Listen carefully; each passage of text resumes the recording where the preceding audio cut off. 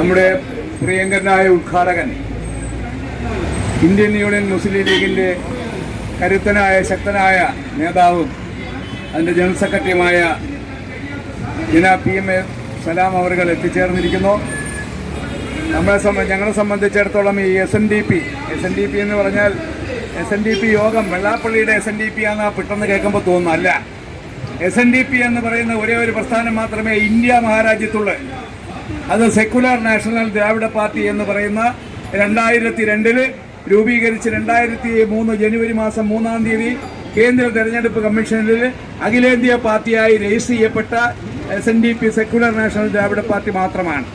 SNDP എന്ന് പറഞ്ഞാൽ അത് സെക്കുലർ നാഷണൽ ദ്രാവിഡ പാർട്ടിയാണ്. മറ്റേ SNDP യോഗമാണ്. SNDP എന്ന് പറയുന്ന ഒരു മുറിപ്പേരല്ല. ശ്രീനാരായണ ധർമ്മപരിപാലന എന്ന് പറയുന്ന ഒരു സംഘടനയില്ല. ശ്രീനാരായണ ധർമ്മപരിപാലന യോഗമാണ്. അതിനെ നമ്മൾ ചുരുക്കപ്പേര് പറഞ്ഞ് SNDP. പക്ഷേ SNDP എന്ന് പറയുന്നത് ഞങ്ങൾ ഇവിടെ ഇരിക്കുന്ന SNDP അതിൻ്റെ സംസ്ഥാന സെക്രട്ടേറിയറ്റ് അംഗങ്ങളാണ് ഇവിടെ ഇരിക്കുന്നത്, ഇവിടെ ധർണ്ണ നടത്തുന്നത്. അപ്പോൾ ഈ പരിപാടി ഞങ്ങളെ സംബന്ധിച്ചിടത്തോളം ഇവിടെ ഒരു കാലത്ത് നിങ്ങളറിയാം, ഞാൻ പെട്ടെന്ന് 1-2 വാക്കുകൾ പറഞ്ഞുകൊണ്ട് ഞാൻ എൻ്റെ ബഹുമാനപ്പെട്ട നേതാവിനെ വിളിക്കാം. കാരണം ഇവിടെ ഒരു കാലഘട്ടത്തിൽ ഇവിടെ നമുക്ക് വഴി നടക്കാൻ സ്വാതന്ത്ര്യമില്ലായിരുന്നു, മാറുമറയ്ക്കാൻ സ്വാതന്ത്ര്യമില്ലായിരുന്നു, അമ്പലത്തിൽ പ്രവേശനമില്ലായിരുന്നു, ഒന്നുമില്ലായിരുന്നു, അധികാര സ്ഥാനങ്ങളിൽ പ്രവേശനമില്ലായിരുന്നു. അന്നെല്ലാം ആദ്യമായി കേരളത്തിൽ ആദ്യത്തെ സമരം നടത്തിയത് 3 സമുദായങ്ങൾ ചേർന്നിട്ടാണ്. അത് ഈഴവ സമുദായവും മുസ്ലിം സമുദായവും ക്രിസ്ത്യൻ സമുദായവും ചേർന്നിട്ടുള്ള ആദ്യത്തെ നിവർത്തന പ്രക്ഷോഭണം. അന്നുണ്ടാക്കിയ പ്രസ്ഥാനത്തിൻ്റെ പേരാണ് സംയുക്ത രാഷ്ട്രീയ സഭ എന്ന് പറയുന്ന രാഷ്ട്രീയ പ്രസ്ഥാനം. ആ സംയുക്ത രാഷ്ട്രീയ സഭയുടെ അംഗങ്ങൾ ആരൊക്കെയായിരുന്നു? ഈഴവ സമുദായവും അതേ മുസ്ലിം സമുദായവും ക്രിസ്ത്യൻ സമുദായവുമായിരുന്നു. അതാണ് നിവർത്തന പ്രക്ഷോഭണം, ചരിത്ര പ്രസിദ്ധമായ നിവർത്തന പ്രക്ഷോഭണം. ആ നിവർത്തന പ്രക്ഷോഭണത്തിൻ്റെ ഫലമായി ആ നിവർത്തന പ്രക്ഷോഭണം 1932 ആരംഭിച്ചു.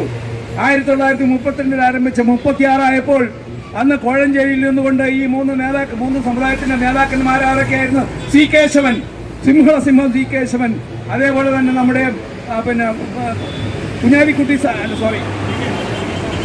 PK കുഞ്ഞുസാഹിബ്, അതേപോലെ NV ജോസഫ്, ഇവര് 3 പേരുമായിരുന്നു എൻ്റെ നേതാക്കന്മാരെ. അങ്ങനെ കോഴഞ്ചേരിയിൽ നിന്നുകൊണ്ട് C. കേശവൻ പറഞ്ഞു, ഈ രാജ്യം ഭരിക്കുന്ന രാജാവ് രാജ്യദ്രോഹിയാണ് എന്ന് പറഞ്ഞു. അങ്ങനെ അദ്ദേഹത്തെ രാജ്യദ്രോഹ കുറ്റം ചോദിച്ച് അദ്ദേഹത്തെ 2 വർഷം ജയിലിലടച്ചു. SNDP യോഗത്തിന്റെ ചരിത്രത്തിൽ ആദ്യമായി ഒരു SNDP യോഗത്തിന്റെ നേതാവ് 2 വർഷം ജയിലിൽ കിടക്കേണ്ടി വന്നു. അദ്ദേഹത്തിന്റെ മകൾ ഐഷയെ ജയിലിന്റെ വാതിലൂടെ കൊണ്ടുവന്നാണ് ആ കുഞ്ഞ് ജനിച്ചപ്പോൾ അമ്മ കൊണ്ടുവന്ന് കാണിച്ചത്.